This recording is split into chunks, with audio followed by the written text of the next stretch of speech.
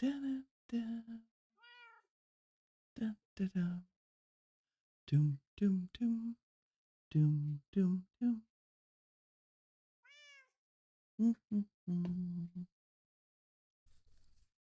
Greetings, everyone. Happy Wednesday. I am Winnie Wriggle, and welcome back to Direwolf20's 1.20 mod pack. We are going to go on a world tour today, and we have a mission. We're going to collect all of our pets from our various bases and bring them all back to the castle base. But I thought it would be fun to start out as we do that, since we have to go to every base to pick up a pet. I thought it might be time for a world tour. Ow. Since some of the bases we haven't been back to in quite a while. And this, I made it. This is our very first base. So I started this series as a nomadic series, and we were very nomadic for a very long time, which I think worked out well. I think we have RF Tools to thank for that. The RF Tools storage mod in particular. There we go. Getting all my windows in a row. I'm trying to ramble while I window. Doesn't always work well. There we go. Hello all. How is everybody this morning? So this is our first base place. I just needed a place to lay my weary head while we mined most of the ores out of this mountain, and the our nether portal's a little bit active. Hello, piggies. Oh, goodness. Well, you know, dangers of another portal. So here we have our little garden, starter garden with our flax because Winnie loves her string. Our little starter house, which we were using the mineral logs from Integrated Dynamics. The roof above me is campfires, which I love. And it's just as super simple. We had enough loot from looting to make an enchanting table and a place to rest our head. Clearly I didn't decorate much. I think, yeah, I have a flower pot and a table. Woo. But we were adventuring and exploring, right, Callie? What's up, girl? You're coming with us today, kiddo. Yes, we're going to pack you up. We're going to bring everybody in quantum catchers because I think that's the safest way. Ta-da! There's Callie. Let's go ahead and put on our armor so we can do a little flying. First base, oh, we also have a balcony back here. Right? So we can stare out at the mountain, appreciate the view. I meant to put a little table and chairs out here. You know, you can see having your coffee in the morning or your tea. And then I made a little fishing hole up on the mountain over here. The fishing grotto. And look at that. The aquatic entangler is full of fish. I mean, just for old time's sake, let's take some salmon and cod with us. Right? Just a little campfire and a stair. So from here, we headed to the desert. Now we're super far south. So we could like Spawn is way up north. We went super far south and then we traced ourselves back north. And I think we have a marker there. Yes, there's so many markers. So if we look, desert base, yes. Next place was desert base, and we're gonna fly. We're gonna take our time instead of using our waystones, because I want us to spend some time hanging out in our Minecraft world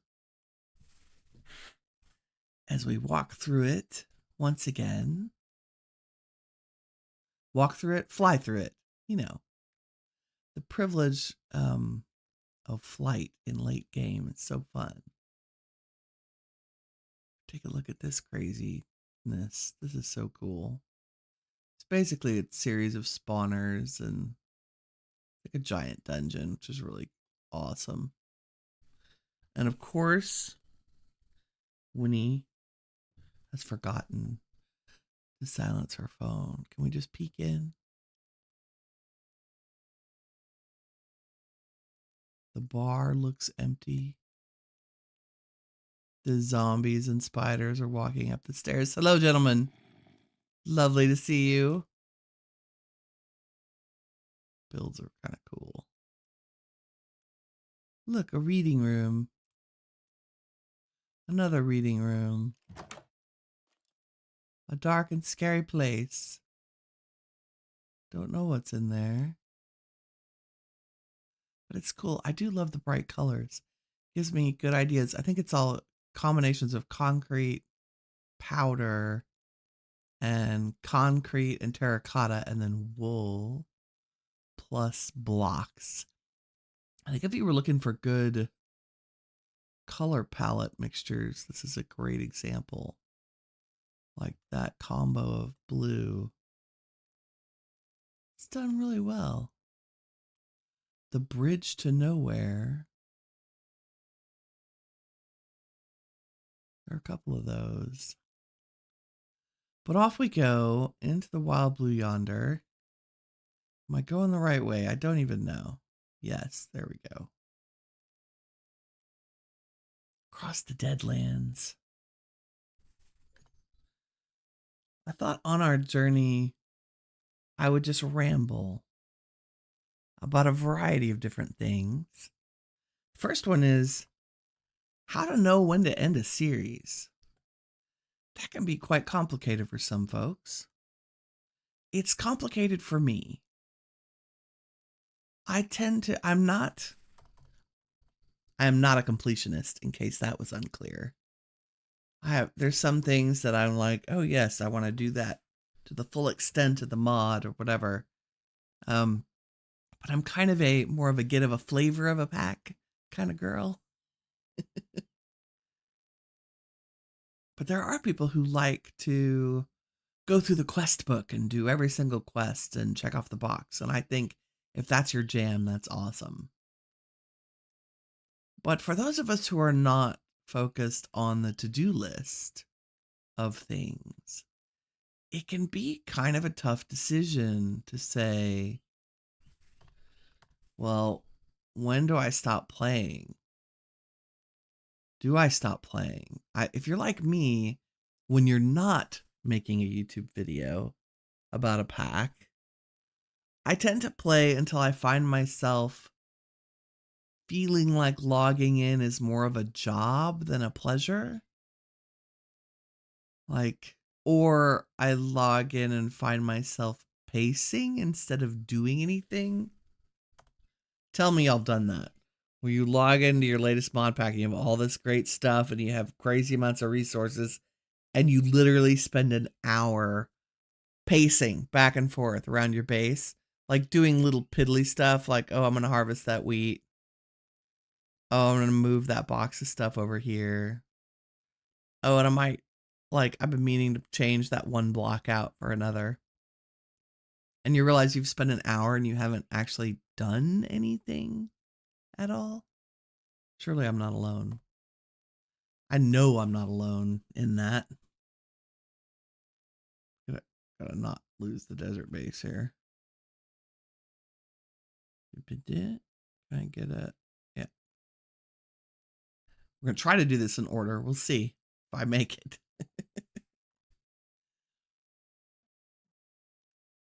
So for me, ending a pack is a little bit different, especially the ones that I'm filming. It always comes down to taking a look at the list of mods again, because I do that frequently, and deciding whether or not there is another mod that I want to go through because I tend to do very instructional mod walkthroughs, especially one that I don't know very well or that I know very well. I guess it depends. Look, we're here just in time as the sun sets. So we found our friend Camellia at a desert out here. I don't think it was this village. I think it was another one. And we brought her with us. We've made the advance in what happens in Las Vegas. What is that? Huh. That's cool. I'm going to have to look that one up. Because that hovering over it did not give me any clue. So yes, our desert base is literally a bed in a box. And it was so I could go mining, right? I believe there's also a mine at the, there's a mine at every base. There was a mine at the mountain base as well. But it was gather resources, make more things. And I think we already had the refined storage system at this point. And so we were carrying all our stuff with us in modular storage containers, which is very cool. But we found Camellia, and Camellia was our camel, is our camel.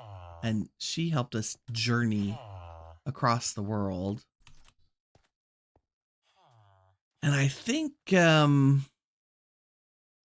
next thing we decided to do was get involved in bees. Oh no, we needed to go farming. So we're going to go to the farm base. So yeah, ending a pack. I do have a kind of sense like 20 episodes of streaming is usually about the point. Hey, Panda, how's it going?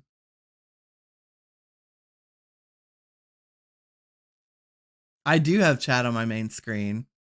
It's just like 10 degrees to the right. I do see you. But I can get, like, it's literally on the same, window. Because I play windowed. Gotta find the farm base. It's relatable. Yeah. I just figured I couldn't be alone.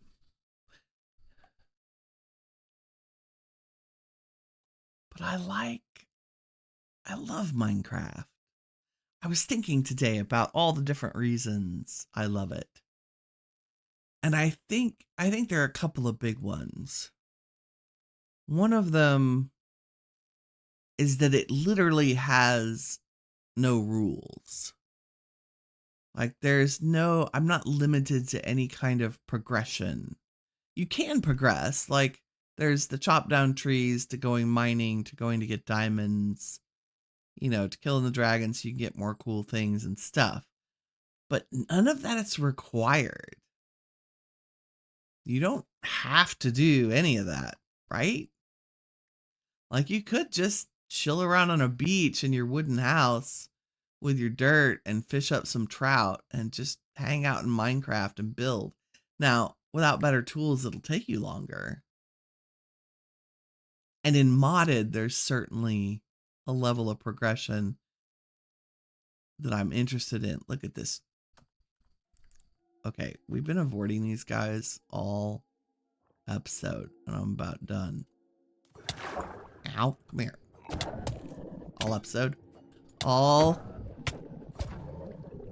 gonna die. Whoop!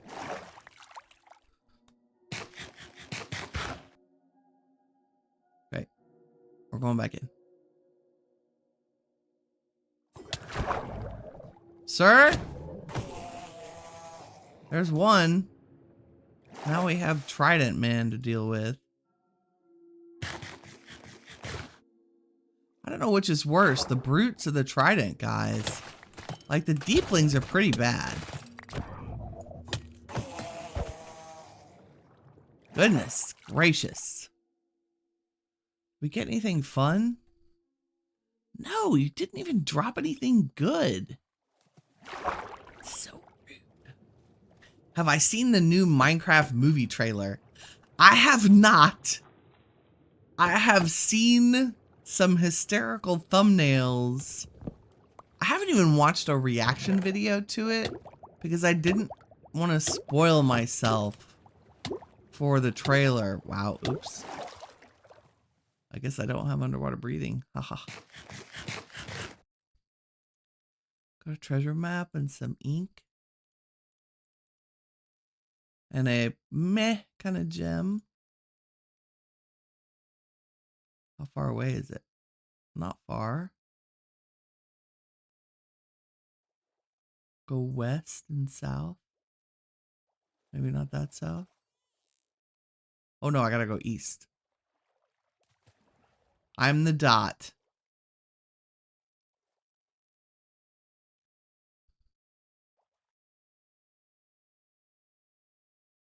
Where do we think this is? Oh, right here. Good.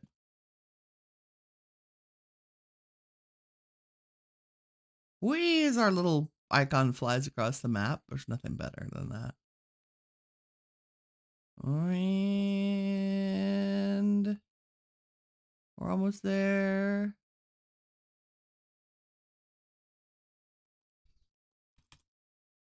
Boom.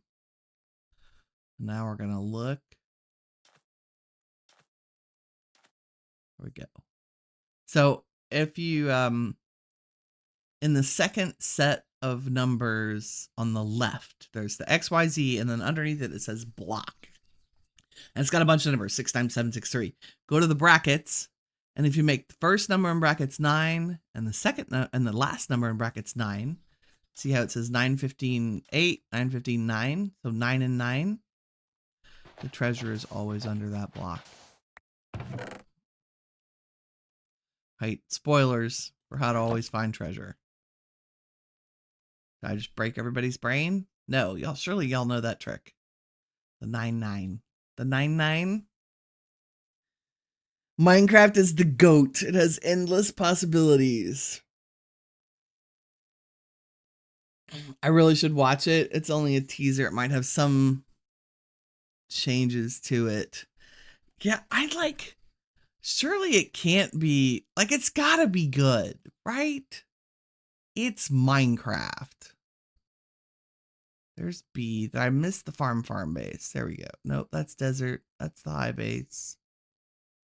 Where's the farm base? There it is. Oh, we're so close. Here, have a map.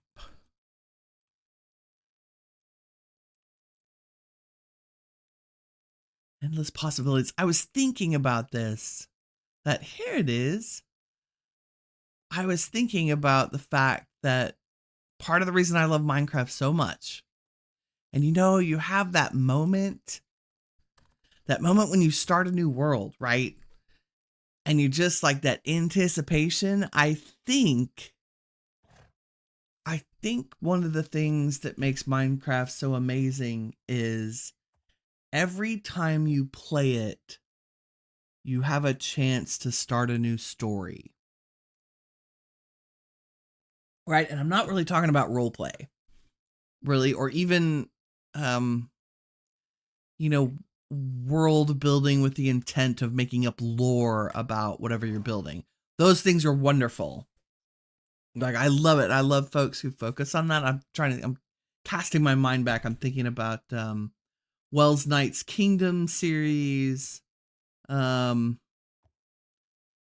B-dubs quite often talks about the lore related to whatever building he's building. Who else? Blue Nerd talks about the kinds of people who would inhabit the villages that he builds. All the folks that you watch have a sense of storytelling about Minecraft. I find myself doing that on a smaller scale, but it's still a huge part of the overall game loop, right? Is the me, the player, being dropped into a brand new world with nothing in my pockets, and I have to figure out how to survive,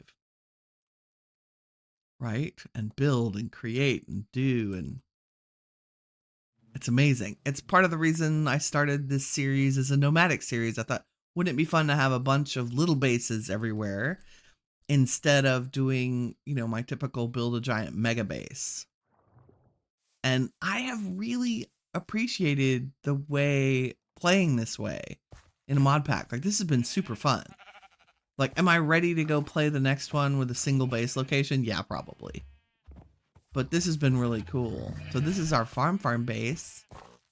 This is where Camellia and our horse and donkey are. I don't know where we left our mule. I think the mule's with the bee base. Camellia's our amazing camel. Come here, lady. Can we get... Nope, we can't. Okay, let's... we'll just pick you up instead. Dun, dun. Pick her up. Put her in a bubble. Stick her back in our pocket with Callie. I love it. In fact, let's keep our goodies. What all do I want to keep? Probably none of that. Can y'all hold all that? Sheep wool shearing farm working as intended. Yeah, thanks for the treasure hunting is so annoying for you. You usually dig an entire trench because you're simple-minded. You see the map and the red X, and I'm mine, you find it. Which is, like, in modded, that's doable, right? Because you could vein mine stuff. But I totally hear you. It was super frustrating. Now, you have to be in the chunk where the treasure is. So you do have to be underneath the X. For sure. But yeah, the block number, making that 99 will lead you to the chest every time. You can also find the center of the chunk. That's another way to do it. That's a little tougher. Oh, wait, I don't want to go in the attic. Jeez. So this is our farm base. We're doing kind of a world tour. Oh, chicken gave us an egg. Thank you. Chicken statue. I feel like we should move you back to the castle base. Come with me. Thank you. We'll leave our bear and fish trophies. And so our storage was portable and we could just throw it down on the wall with a furnace, a generator, pardon me, and bring it with us. Now this base, because it's the farming base, this is our first real kitchen. Seating area, also an enchanting area, because we were still cycling through armor. And then my favorite part about this whole base, like aside from the resources, is the apartment upstairs. Like the little private. And, this again goes back to the storytelling. I would think that on a farming base, you'd have a crew of people in here helping you harvest and manage the animals, farm the mod, just the weeding alone. Just weeding the gardens would take forever. Look at these. And you can tell I've been neglectful on my weeding because there's weeds everywhere. It's around 8:30 p.m. where you usually play Bedrock, but sometimes you play Java. Yeah. I do casually have a chicken and a bear on my wall. I'm like that. Hunter Winnie. Can you see it? Big game hunter. Yeah, not really. So yeah, our farms, we haven't done a whole lot with it, but we have all of the vegetables from thermal in this. I don't think we have, we do have Farmer's Delight. Yeah, we do have Farmer's Delight. So there's like wild rice and cabbage and tomatoes and stuff. And we've been eating the chicken sandwich from it. Haven't really gotten to the more advanced meals, which have like insane food values. Like a mushroom and rice. Look at that. Grilled salmon with bowl and berries is 11 saturation and 7 meat sticks. Like some of that's crazy.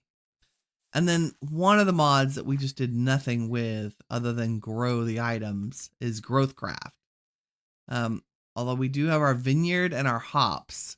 So at least we know how to do it for the next time we run across it in a pack.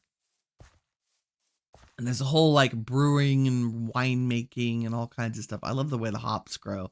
And I think you can make them grow taller than that. Like however tall you want them, they'll grow that tall, which is kind of cool. Our farmhouse. And then of course our mob farm. Now I did come adjust this between episodes. So we had to wrap it in bricks to keep things inside. Woo. And it's entirely XNet driven now. So I think the last episode we probably looked at this. I was using item pipes, but they're not fast enough to pull things. So instead we're using an advanced connector from XNet. And then in the configuration, we set it to extract a stack at a time instead of one item at a time. So if you're finding your XNet systems when you're trying to use them for item management, whether that's mob farms or resources, make sure you change it to a stack at a time. Do I play any other games or watch other streamers or vids? I do. I play an insane amount of other games. I'm a gamer, in case that was unclear. I play Ark, No Man's Sky. Like I want to open up my Steam and list all the things. I've played a ton of Astroneer. I've played Nightingale. I'm very excited about the new, I haven't delved into it yet, but I've got a couple hundred hours in Nightingale. So I'm very excited about all the changes that came out with this new release, like the update and the wipe. Like it's kind of sad that we lost our giant base. I played with a bunch of friends. But you know, worth it, worth the server wipe for the whole new game. It's very exciting. What else? I also play let's see, do I play Roblox? No, I've never played Roblox. I have not played Zelda, but I have watched Zelda be played. So that falls into my category. Like I love Elden Ring, but I do not play Elden Ring. But I love watching people play Elden Ring. Do I play Assassin's Creed? No, it's on my list. I own it. Like I bought it on sale, the first 2 or 3. And I haven't opened it yet. My current, I'm trying once a week. Well, it's starting out to be once a month because of my time. But once a month, I'm trying to play at least one game in my Steam library that I've never opened. You know how that goes? Like you buy a bunch of games on sale. I've played a lot of Don't Starve. Freaking love Don't Starve. But if it's a survival game, chances are very high that I've played it. Like I have tried out the new Viking survival game. I want to say Aska. Yes, I played the demo of that. That looked interesting. It seems like you're interviewing me, but you're a curious fellow. Hey, there is nothing wrong with curiosity, I think. How about you? Do you play? It sounds like you play. Do you play Roblox, Zelda, and Assassin's Creed? Tell me about Assassin's Creed because I hear fantastic things about that.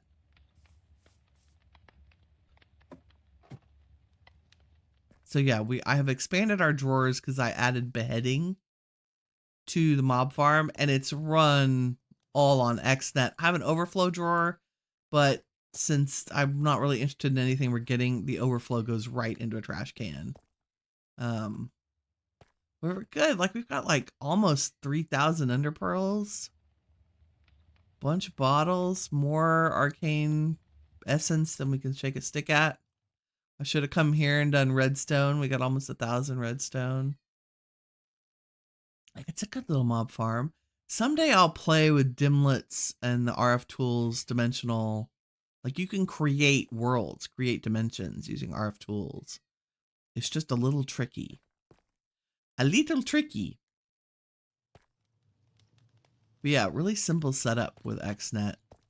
So we've got XP. I filled an entire XP thing and took it back to the castle base. So Mob Farm and Farm and the beginning of our bees was here. You only played Assassin's Creed at your uncle's house in Melbourne. Oh, do I play Terraria? No, but I own it. I do own it. Again, it's another one on my list where I haven't. I was on vacation and had my Steam Deck and sat down to play Terraria. So I've opened it. I have like 10 minutes of game time. And then I got distracted by my nieces and nephews. And haven't opened it since. So, but I mean, it should be right up my alley. I'm not much of a side scroller game person. Like, I own a couple, but I don't find them as immersive as my character being in the world. Like, I don't have to be in first person by any means. You know, I kind of like the third person over the shoulder stuff, like No Man's Sky and a lot of the other things. I've played Grounded. I actually have quite a few hours in the only big MMO I've played is New World, but I have like, I'm almost embarrassed to say 1,600 hours in New World because it was fun and a gang of us were playing. Okay, let's head to our next place, which is the bee base. So from here, we took our mule, we used our donkey and our horse. Goodbye, farm base. You do a great job providing us with stuff. So we took off across the plains, looking with some bees in our pocket, looking for a place to make bees because we're going to use them for resources. You're sorry it's nosy, but how old are you? You got to go shower. You'll be right back. Okay, well, let me know when you're back.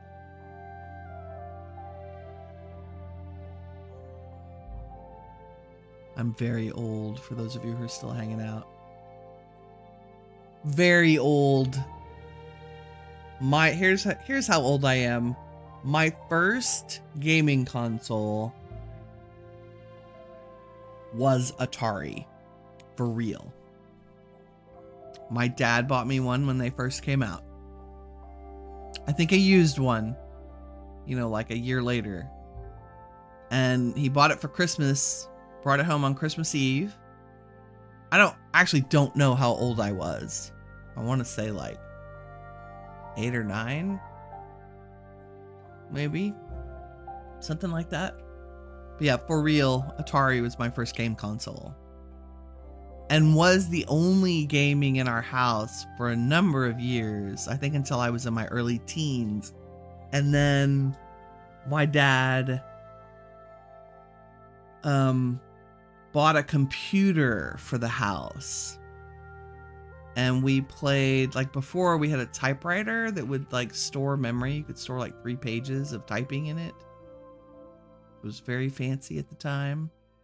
Like literally typewriter. I typed papers for school on a typewriter, no lie. And, but he brought a computer home, and I think the first computer game I played was King's Quest. Or maybe King's Quest 3? Something like that. Gaming for me is a way to relax. The worlds are places to feel safe. Places to write stories. Places to have adventures. Places to meet my friends. Hang out with my friends. You know, there's a lot of talk currently about the lack of a third space in society. And I get that. I think when I was a teenager and in my 20s, my third spaces were coffee shops. And the neighborhoods of, you know, small punk rock bars and coffee shops and tattoo parlors. And I spent quite a bit of time in Deep Ellum in Dallas as a teen and a young adult. You know, working full time, but every night we would head down to Deep Ellum to hang out with people, with our friends, whether it was to catch a concert or have some coffee or, you know, go wander through the strange crystal shops or whatnot. You know, the 90s were cool. So there's another hint for how old I am.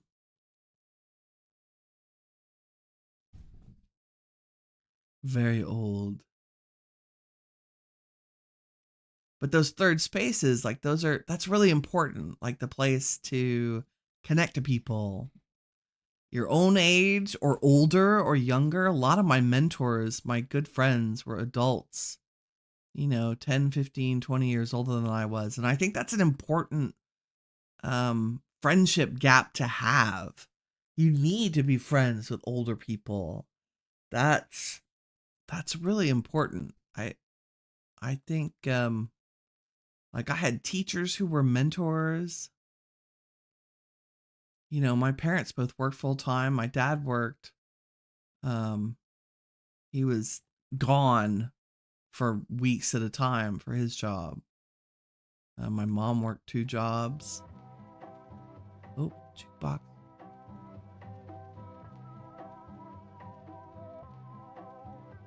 Baby zombie with jukeboxness. What's up, little dude? Oops. There's everybody bad in the world. I just want your jukebox. Hey now.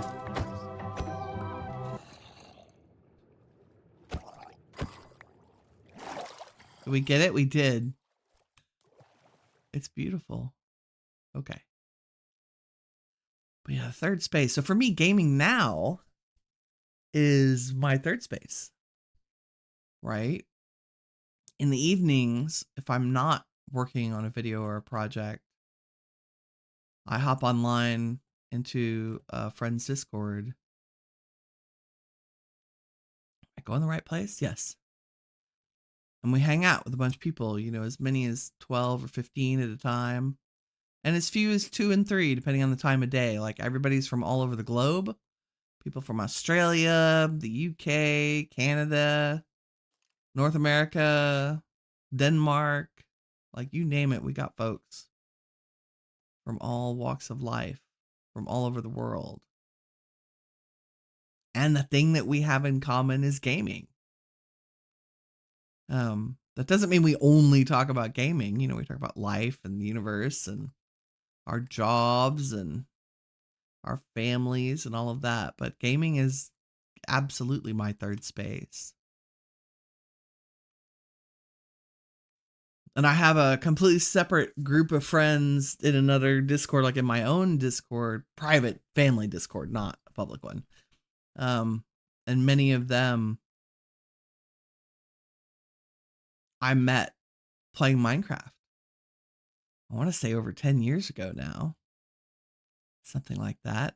Started playing Minecraft when it was at version 1.7, I think. I think most mod packs were at 1.7. Maybe Minecraft had just released 1.9 or 1.10. What was that? There are like... How many Lich Kings can there be? I feel like we have an overspawn. Oh, goodness. Oh, they're summoning in bad guys. That's redunculous. We've started a war. Do I have my bow? I do. Hold on. I'll be right with you.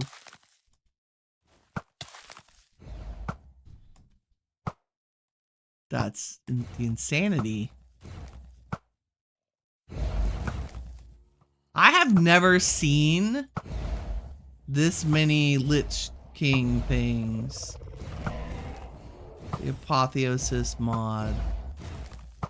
Little bosses. It's the guys that look like skeletons wearing bad clothing. Yeah, so we can get one. This guy right here. Yeah, maybe they can all shoot each other. Will you blame each other if I get like right down here?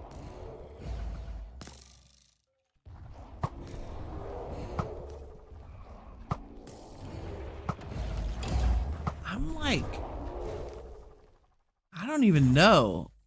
This, like, that's a crazy amount of mobs. Ouch. Can y'all shoot each other?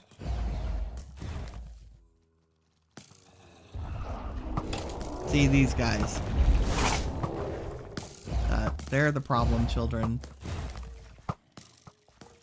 And it doesn't matter how many of the other mobs you dispatch. If those guys keep summoning them, then that's a problem. Okay, we down to no more Lich King guys. I call them the Lich King because their visual model is right out of the Twilight Forest, the guy at the top of the tower. I didn't know we would be fighting an entire army of mobs today. Trying to get rid of the summoning bro. I'm a terrible shot today, and he's hiding. Where is he? Did we get him? At least half the skeletons they summon don't have.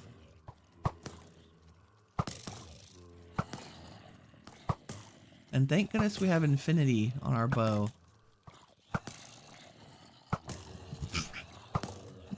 Are y'all gonna start burning up in the sun any day now, please? I mean, never let it be said I start a war I don't finish. I'm just like the sheer volume of mobs. Pretty intense.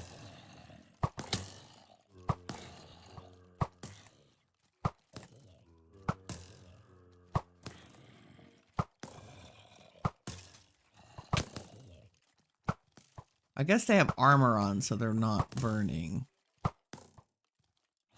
Most of them.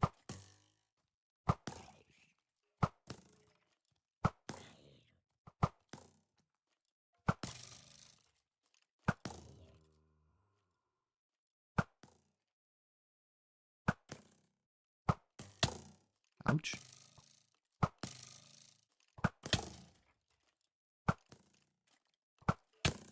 Ouch. Okay, are we done? One summoned skeleton. Gotta clean up the neighborhood. I can't believe I can't hit him. Like, there we go. Well, that was new and different. I literally have never seen that many of those summoning mobs ever. It was like a bizarre fluke. Okay, off to the bee base. Don't even remember what I was rambling about. Rambling about all the things. Video games, third spaces, groups of people. Yes. Met a bunch of my current friends in Minecraft on servers a number of years ago. And here's our bee base. This is my most whimsical house and color palette. I think it could probably stand some tweaking, but I ended up pretty happy. The shape is A+. Happy about the shape. Happy about the roof colors. Not sure, still not sure about the mossy cobble. Also, the rats have made holes in all my houses. This is another base with a little apartment upstairs, which is cool. We have a little sofa. We can take a load off. We've been traveling for quite a while.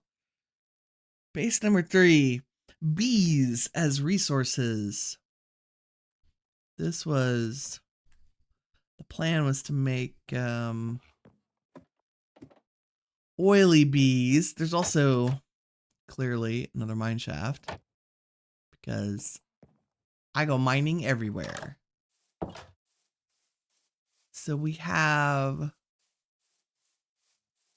the bees you breed together to get the next bees that make the resources that you need. I think these first ones are just vanilla bees. This is where I'm getting my honeycomb. Yep, and honey. Nice. These guys are lumber bees.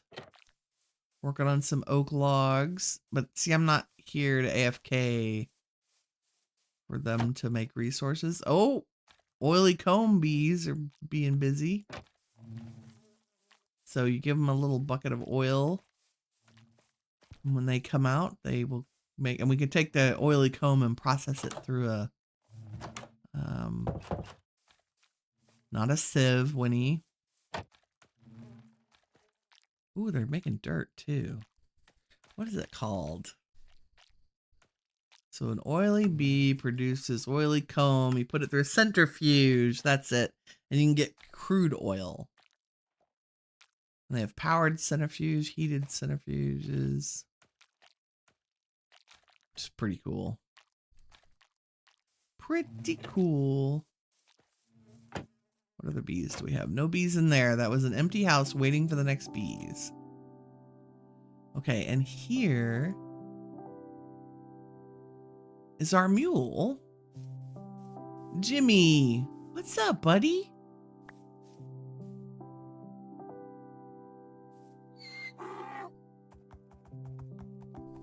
Part of the reason I like mules is they are very fast compared to donkeys because you breed them with a horse. Like, he's super fast. And you can put a chest on them so they have storage. So they're like a fast donkey but with storage. And when we were like 100% nomadic, this guy was very useful. Okay, Jimmy, you're coming with us. Back to base. Back to the castle base.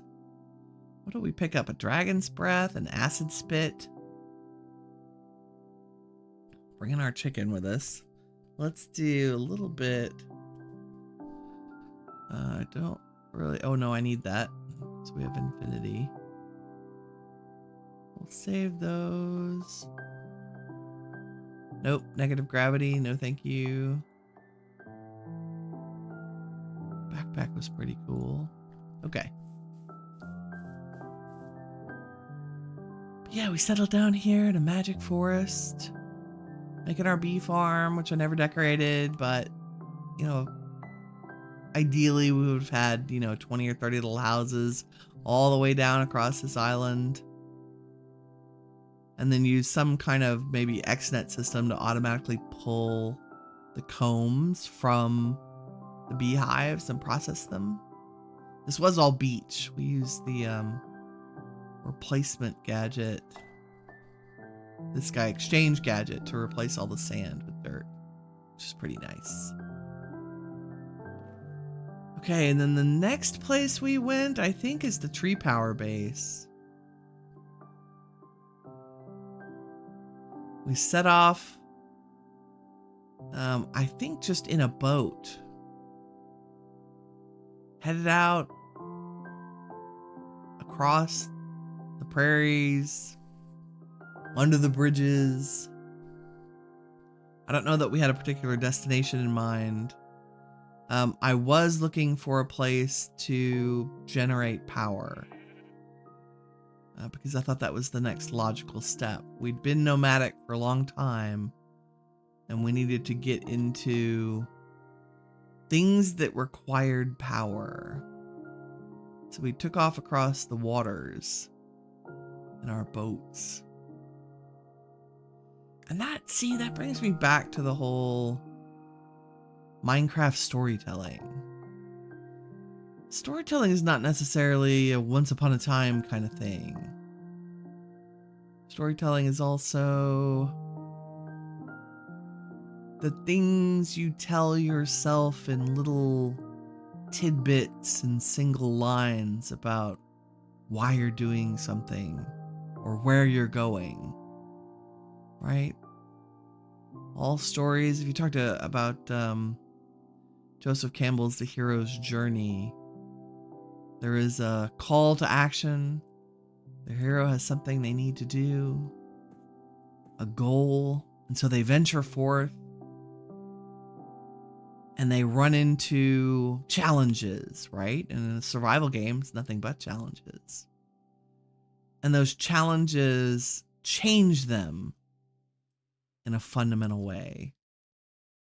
Whether they succeed or fail, I mean, ultimately, good storytelling is about succeeding through the obstacles that you run into. Like kind of at a fundamental level. And then the hero returns home, changed by their journey, but in a good way. And sometimes having reached their goal. But in Minecraft, I think sometimes the journey itself is the story. Like any river, any bend in any river, any hillside, any forest. Any of these would have made a good place to continue our story. I can be picky though, too. Like, I'm not lying. Been playing Minecraft enough that sometimes you're like, oh no, I've built here before. I've built here before. Let's do something different. And now for something completely different.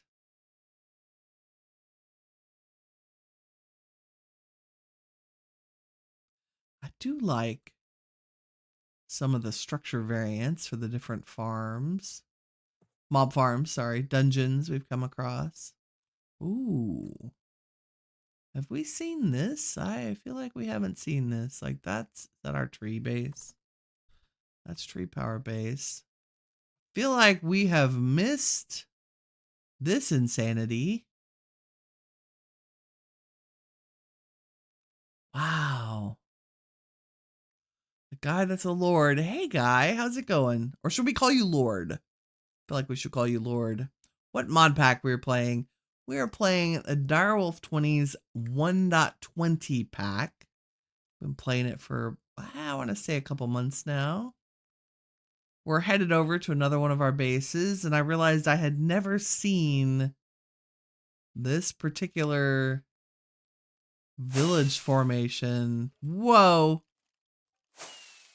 Oh yes, all the spawners. How goes it? Oh, you're just a Skeletor. Can we not have a spawner? Thank you. Y'all are very, I wish, like, mobs used to... Oh, maybe he can't. Mobs used to just kamikaze off the side of things. Haha. I would just like to see in this chest. Look at all these diamonds. Thank you. I'm so glad y'all don't have bows and arrows. I feel like this would probably be a good time to sleep. I'm not sure. Let's take a little nap. Anyways, bye. Okay, bye. Have a good one. 32 diamonds. That doesn't suck.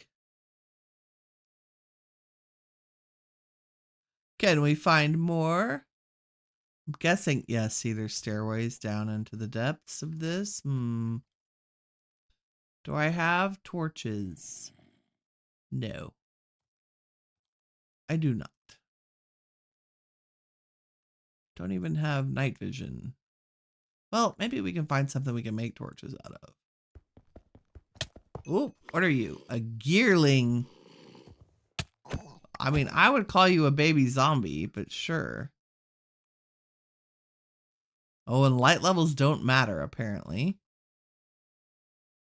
Good to know. No, sir. Man, I just looked at my health. Oops. Hello? Did he just go back in there? He did.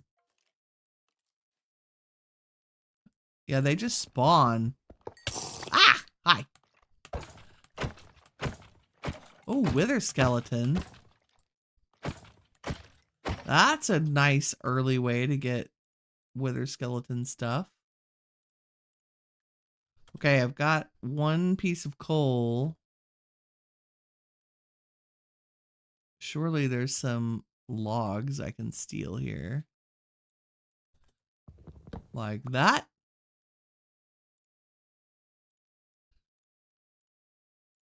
So I can make some sticks. Nice. Aha! Torches! Can we see what's in here? Bueller? Hello? All kinds of wither skeletons. Hello. Yeah, why yes, I'm going to cheese you. Because you hurt. And I'm mostly just looking for some more coal.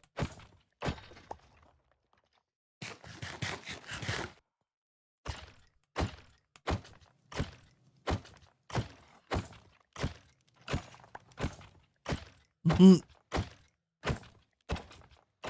like I'm tapping them on the head. Hello? Hello? There we go. Perfect. It's just what I needed, thank y'all. Okay, so big giant dungeon of awesomeness. It looks really cool, especially with all the copper. I mean, this would also be a great place to get copper and prismarine. There are a lot. And it's beautiful. Look at this little courtyard design. Little quartz benches and stairs. A little quartz railing around the stairway that goes down. Some serious building effort. I mean, there's a little bit of world edit copy paste happening. But still really nice. Plague Doctor hanging out. What's up, buddy? You have all kinds of things today. Oh, here's their mess hall. They're hanging out, eating. Oh, those are just the... So cool. I haven't seen...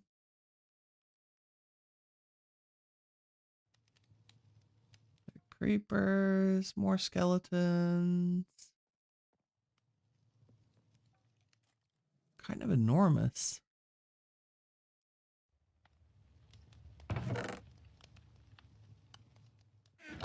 A lot of loot. Turtle eggs, even.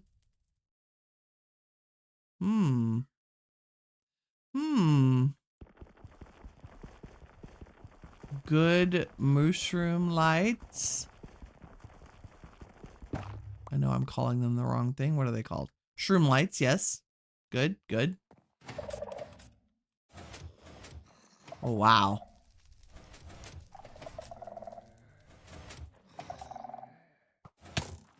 Oh, those are... Oh, dear. Is that, like, legit? You're going to spawn a warden in there? Or are you just trying to scare me?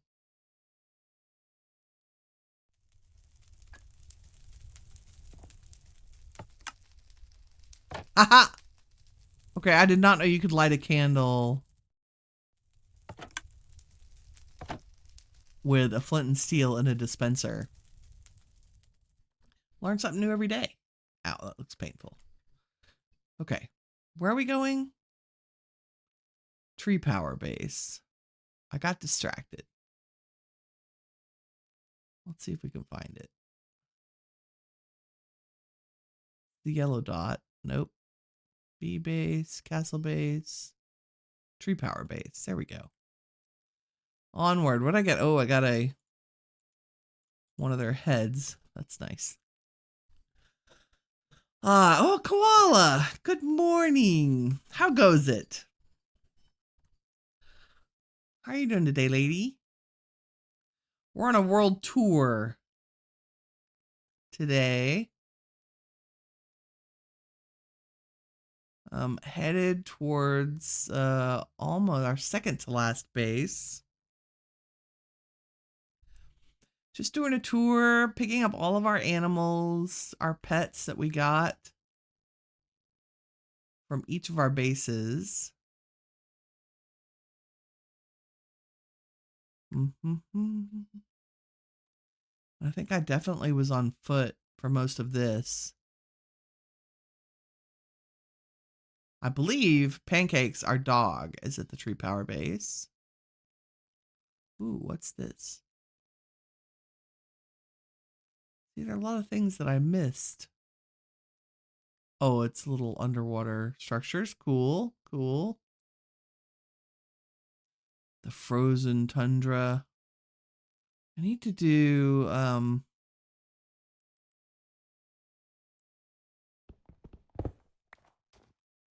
never turn down a free waystone. I think this is another apotheosis tower with a boss at the top. This is the frozen guy. Pretty cool. And then we spied a taiga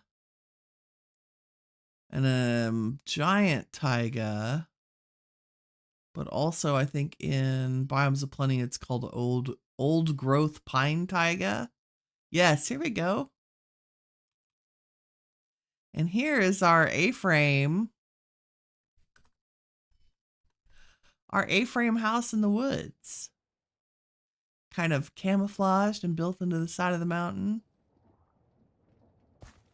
And we have our first power system here, where we were pulling resin from trees using arboreal extractors, and it's still working. We're out of bone meal. So I grew trees in between the other trees. They're back here, see? That's why the dirt is there. So we could double up our arboreal extractors. And this produces, I think, around 480 RF a tick. So we have the resin going into fractioning stills, turning into tree oil. And then that tree oil gets burned by compression dynamos. And we're like, clearly we're not using enough power. Everything's backed up. So they're full of tree oil. But it has a nice burn rate. And then all the little rosin that's the extra, that's part of the burn off process, we're also burning in a Stirling dynamo. And that feeds into a dimensional power cell so that we can access our power from anywhere. And we're out of bone meal. That's pretty typical. Our industrial foregoing setup, which I never cleaned up. That's okay. And here is our A-frame house. I cleaned up our workshop in here. Now it's just a charging station and some power should we need it. A sink. It's like a kitchenette. And then the kitchen. So it's like an Airbnb A-frame, right? We can sit here and rest our toesies while we have our coffee and muffins. Hello again, Panda. You had to shower. Looks really nice. Thank you. Oh, you gotta go to bed. Okay, thanks so much for stopping by. Have a great one. And this is Pancakes, our puppy. And we're gonna take Pancakes with us. If I can find an empty. So there's Pancakes in the pocket. So we have Pancakes, Callie, Camellia, and Jimmy.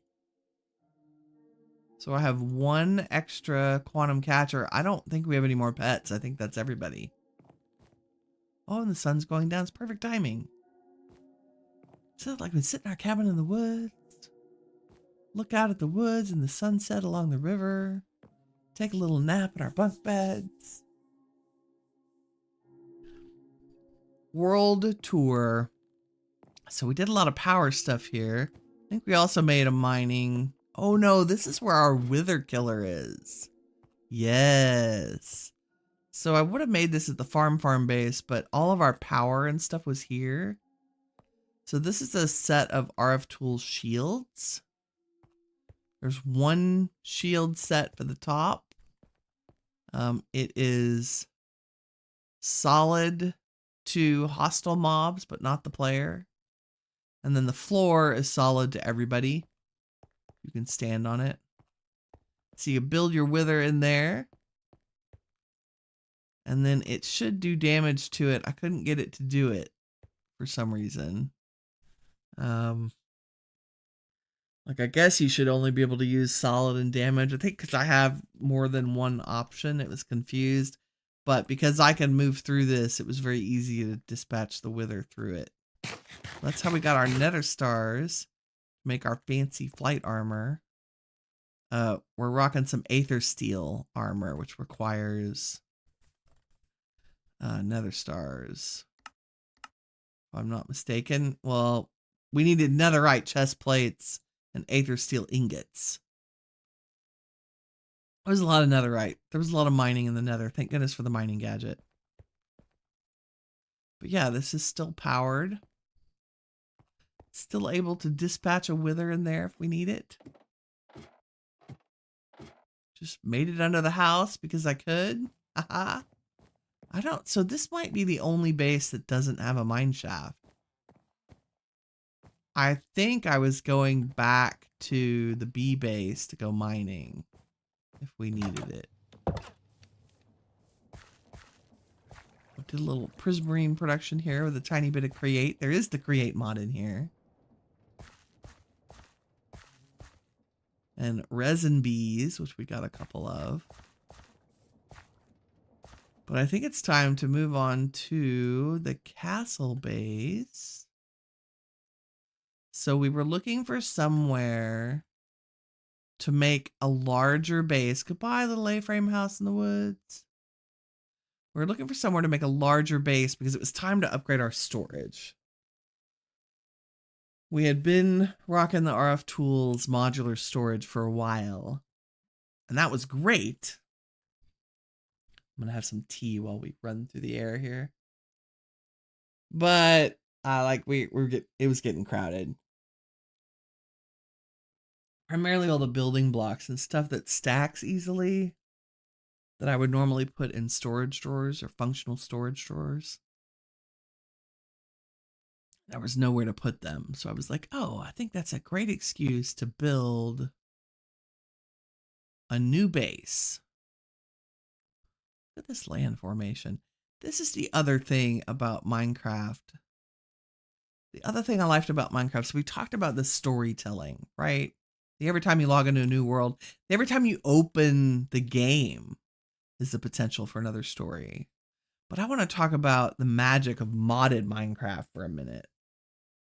And I do appreciate Minecraft itself, vanilla, in the same way. But for me, modded is something special. Not only do I feel adventurous and like telling stories, but it is also an opportunity to experience that sense of awe you get in a game sometimes.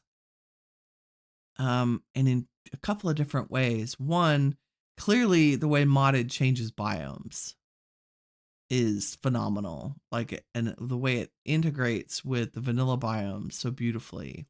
I think the mod that does that the best right now is Oh, the Biomes You Go. Although I think there's an updated version called Oh, the Better Biomes. Oh, the Biomes You've Gone, possibly, is the new one. Pretty sure for 1.21. And, oh, hey, Village. What's up? Which is, like, look how great this is. This is Biomes of Plenty. And it's amazing and phenomenal. I don't think they've quite gotten the integration with the new terrain generation correct yet. They're working on it. Work in progress. But the awe of new landscapes to explore in Minecraft. Amazing. The awe of new structures in Minecraft. Amazing. These are Apotheosis Towers. Like, that's really cool. Bigger villages, different villages. But then there's the mods themselves, the technical mods and the magic mods. And this sense that people spend an extraordinary amount of time developing new systems and new items and new mechanisms. Like everything from complete created magic mods that lead you through a whole progression from, you know, novice to archmage to wizard, whatever. Like some of those are just phenomenal and amazing, and the effects and the things they think about, that sense of imagination. And it leaves me in complete awe of, you know, a person or a group of people who can sit down and come up with these fantastic, you know, things to integrate with Minecraft. And of course, many of them are inspired by other games and other things and other stories and books and novels. And I think that's the beauty of how open and like friendly Minecraft is to mod development. I think has been like an essential part of its survival for the last 12 years. You know, everything from those big mods to just like little quality of life things. Like one of the mods that comes to mind is the ranged pump mod. You give it power and a redstone signal and make sure the chunk is loaded, and it pumps lava out of the nether for you in a way that doesn't cause lag. Like there's one block in that mod. And it's phenomenal. And it's that kind of thing that fills me with awe. And here we are at our awesome castle base. This is the last base we've built. I have added a little bit of landscaping on the outside. We've gone with roses because of our red theme. It's just a surrounded in rose garden. This also has our iron farm in the top, which works fantastic, by the way. I think we get something like 5.5 stacks of iron an hour, which is insane.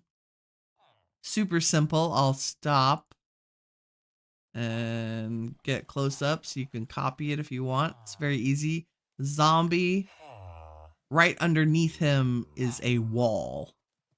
And that water is flowing over the top of the wall. And that's what makes him jump, in case you were curious. 3 villagers in a little glass box. We have the trapdoors to keep the zombie from hitting them. They're on the same level so that they never sleep. Although they do occasionally get in bed, which is important. And then our lava kill chamber. 3 cauldrons of lava. This is where the golems, the iron golems spawn.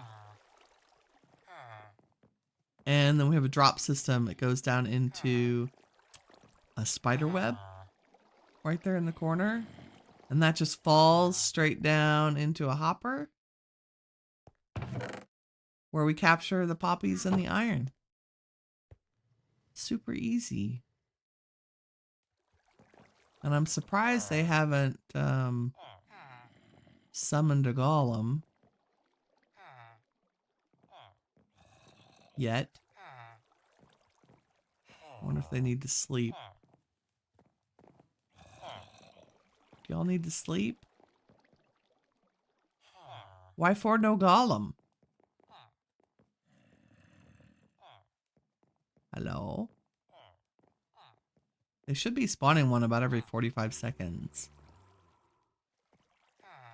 It's interesting. Well, the next time they sleep, they'll start spawning them again. Iron farms are weird. Okay, so in our castle base is all of our storage. Wow, I should have come in the front door. Pretend you didn't see anything. Okay, here we go. In the front door. Ta-da! We have our lounge area to the left. It's a breakfast nook, right? Sleeping quarters. Reset our spawn point. I was emergency growing some netherwort. Like you do. In fact, I'm going to put all this stuff up in our storage system. Not my bed, but definitely all of this. About 34 diamonds from that. That's not too shabby. Oh, I meant to save that head. Let's add our chicken trophy to our trophy collection. That'll work. Haha. And let's grab our pets. That one's empty. So this is our refined storage system, in case that was unclear. Power runs via cables underneath the floor. A bunch of our machines that we use, like Ender IO, Mechanism, a couple of thermal series machines. This is our enchanting area. We did this last episode where we were experimenting with the Apotheosis bookshelves to get our enchanting up to ridiculous levels. So if I grab any unenchanted tool. Yes, like a sword. And put it in here. We've done pretty good. We've got 30 Eterna. Only 36% Quanta. We probably need to rectify that more, but it's fine. And then Arcana is 44. So we have a level 60 enchanting table, which is pretty darn good, if I do say so myself. So if we got 60 levels, 59, 60. And I went and got a bunch of levels from the mob farm. So I'm not sure we want Life Leech, but let's see what we get. Looting 4, Sweeping Edge 4, Unbreaking 4, and Life Leech 3.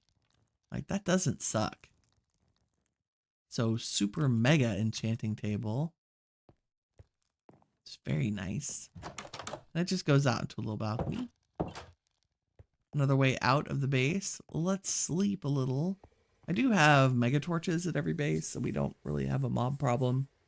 Because I like open, airy bases. So it just behooves me to make a mega torch and not worry about it. And then all of our storage is just storage drawers. Right? Compacting drawers for the metals. And it's kind of hodgepodgey, like we built it into the walls and the areas. This is all our building blocks. And then the tower, didn't really have any plans for. I guess we could have furnished it and whatnot. The little corner tower in front is our kitchen.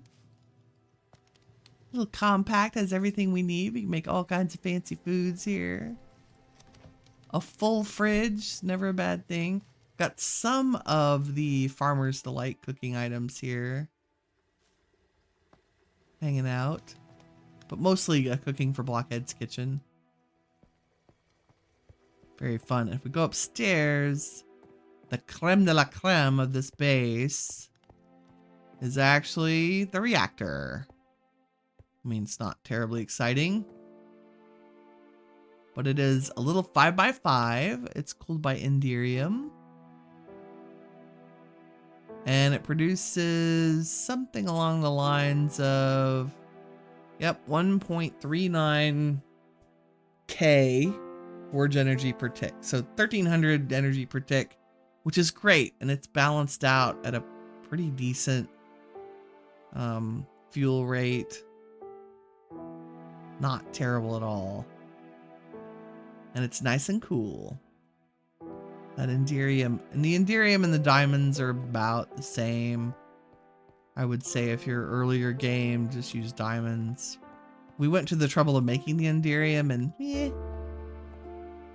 and it's just a basic reactor. If we would upgrade to a hardened one, it would be more fuel efficient and more efficient. But yeah, it was great for our needs for this game. Take that cyanide out and put it in storage. And a little balcony, more places to build rooms. Like this would probably be a lounge room. you know, you need some aesthetically pleasing places.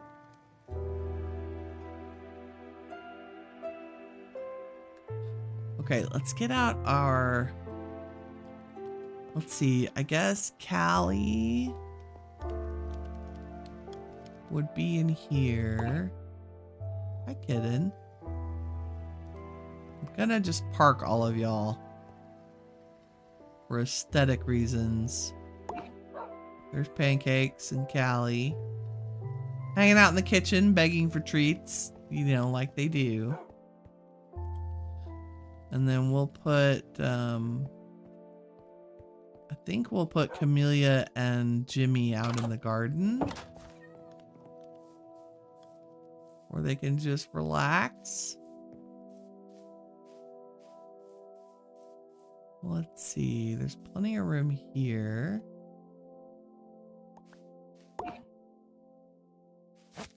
Jimmy can hang out here and smell the roses. And then probably Camellia can keep him company, right? What's up? She's like, yeah, I'm tired. I hear you, girl. Oh, there we go. There we go. All the pets at the castle base, which is very good. I think if I do this next time, I will sink the iron farm into the top of the tower. I was a little paranoid about spawn blocks. So everything has to be not spawnable. And so the easiest way to do that is to put walls on top. There's a golem. I was gonna say, there should be a golem in there every 30 seconds. Maybe the game was just warming up because I hadn't been here.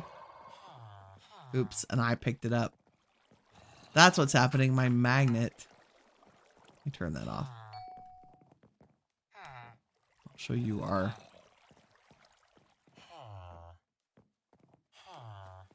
There we go. The iron and the drops go to the spider web. And the spider web just lines them up, like it drops them slowly. It takes, I don't know, maybe 15 or 20 seconds for the items to fall through. And in the meantime, another golem is perishing, dropping more items, and there went the items falling down. Yep, there goes the first set. So it takes like 20 seconds for the items to fall. And they fall in a straight line if they go through the web. You can also use powdered snow to do that. Oh, we have some lovely rain.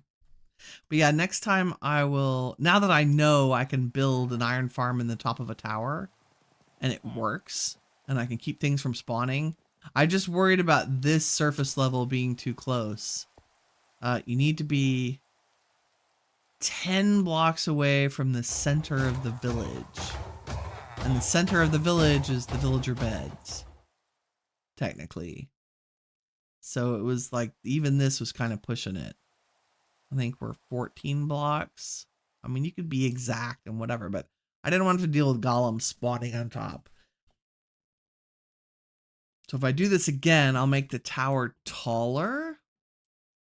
Like just bring it up around the iron farm as soon as I get the spacing right. But with our like shading with our block, I'm really happy with this. This is the first time I've really done any kind of different kinds of blocks on solid surfaces. I think the tower turned out to be my favorite. This combo of netherrack, mangrove, I think that's red terracotta, and then red concrete powder. It looks really cool. And then we used mahogany for all the accent pieces, right? This one has nice little, I love little secret passages. Like when I build bases, I like all kinds of different ways to get in and out of them. Ah, the rain is so soothing. Unlike there's little balconies up here. There's some up there, but I have no way to get to it. Although, oh yeah, we do. Okay, out the back. Out the back of the reactor, I did make a door. Look at me. Another balcony with no railing. Aha. And then my corner stairs. I find stairs very challenging in Minecraft. I prefer them to ladders. But I feel like to make them pretty, they take up too much room. And so I end up making them compact, and then I get awkward things. Like, I love this. Like, this is great. Turning the corner is hard, though. But I like this, the solid blocks in front of them. Turned out really well. I like it. And our castle base feels very, this is what I like a base to feel like. It feels lived in, right? Like decorated and functional at the same time. And we could do a lot more in terms of the decoration. Like, I didn't do anything to the ceiling, no borders. You know, I was trying out these frame slab edges. And I think maybe that is in hindsight, looking back at doing modded as nomadic versus modded, like if we had just started somewhere like here and expanded on our original base. Hey, unnamed fox, it's red like you. It is. That's so true. I think it's, I loved being nomadic in this. I think this was super fun to build all the little bases. Like, it felt different and adventurous, and it was nice to use storage mods in different ways. Wow. What the heck is the game rule tick set at?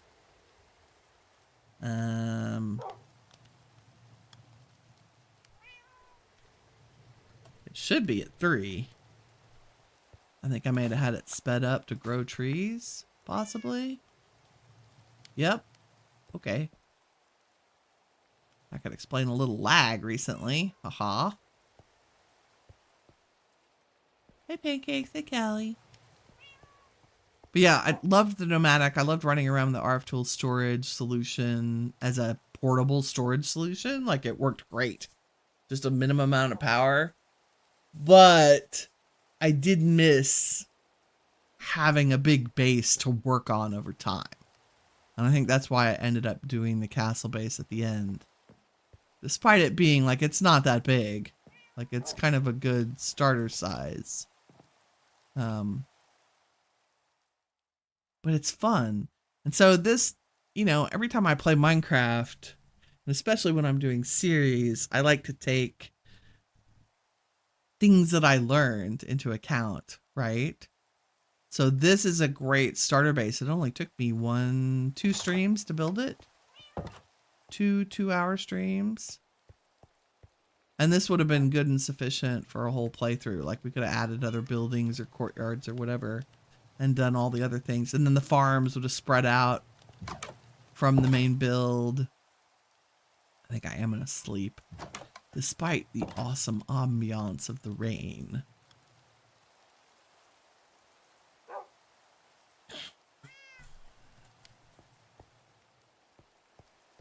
I'll go out here, and I'm going to have to cut out a little early today because I have some RL stuff to take care of. Oh, one last sip of tea.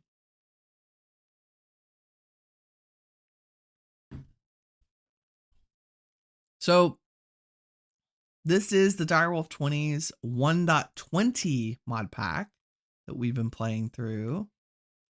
It was a good little pack. It had some different stuff in it. A lot of the same standards, which was good. But some new things to experiment with. The 1.21 pack is out as of yesterday, which is exciting, or maybe the day before. And so y'all should feel free to check that out. I did modify this pack in 2 different ways. I added Biomes of Plenty because Direwolf is terrible at adding biome packs to it. I don't even think he added one of the new pack either. I'll have to add Oh, the Biomes We Go or something fun to that one. Or Oh, the Biomes We've Gone, the new version. I also added Ultimine to this FTB because it's already an FTB pack. Just at the default settings because I don't play modded without a vein miner. Because I'm like that. And that brings me to the last topic, which is people playing Minecraft in all kinds of different ways. And I'm here to tell you, I got to get my serious face on, so I'm going to take off my armor. I am here to tell you that Minecraft is one of the best games on the planet to play any way you like. That is my third and final favorite part about this game. If you want to add a vein miner to mod pack, you should. If you want to play the entire mod pack in creative, you should. If you want to play it, like make it harder and play it on hardcore, super hard as it gets, expertness, you should play it that way. If you want to just jump into a mod pack and derp around in creative until you figure out what it has in it, you should play it that way. It is literally, if you want to just progress through the pack and kill the dragon and call it a day, you should play it that way. If you want to play vanilla, you should play it that way. If you want to play Bedrock or Java or Pocket Edition, I don't know if there's a difference between Pocket and Bedrock anymore, but that is one of the most amazing, phenomenal, fantastic things about Minecraft is there is no right way to play this game. Ever. And don't ever let anyone tell you that there is.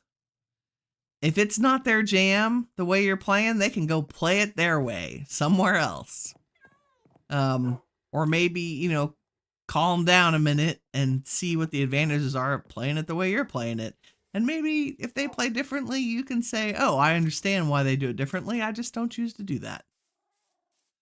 So, judgment-free zone for how you play Minecraft, I think is one of the best and most important things. Look at how these rats have eaten holes in my house. What the actual crap? So cool though. Like it adds such ambiance to the house to have rat houses everywhere. Oh, but yes, Minecraft is one of those games that lets your imagination run crazy. Because there are a lot of games, like I play a lot of Ark, which is super fun and is very replayable, especially with all the different maps. And each time you play Ark, it can be a new adventure. But it's still like, the map doesn't change. The maps are static, which is good. They're beautiful and amazing, and I love the game. But the maps are static. It's not like every time you open a Minecraft world, you never know what you're going to get. Sure, it might be a birch forest. It might be the 20th time you've spawned into a birch forest. But that birch forest is different than every other birch forest you have ever been in. Guaranteed. I mean, unless you're using the same seed. I mean, you can do that too. If that's the way you play Minecraft, you don't play in the same seed forever. Do it. Nobody's judging. Just play Minecraft. It's a beautiful game. It's a beautiful game, and y'all are beautiful people for watching. Thank you all very much for joining me on this journey. We will be back next Monday in Project Architect 2, Chosen Architect's new mod pack. Will be our new streaming mod pack from this point forward. We're going to say goodbye to the Direwolf world.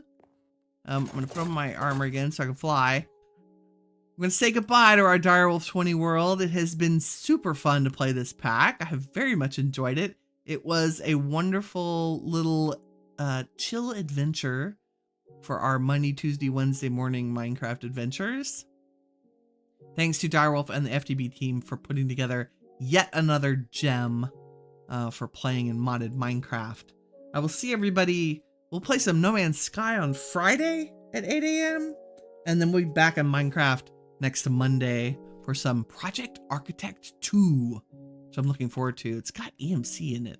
It's got Project E in it. I think that'll be a blast and a super fast play. Anyway, this is me telling you all, thank you so much for joining me. If you enjoyed the streams, please leave a like. It helps me out. I really appreciate it. And in the meantime, remember, you are all the shiny stuff that awesome is made of. Take care, everybody. Bye-bye.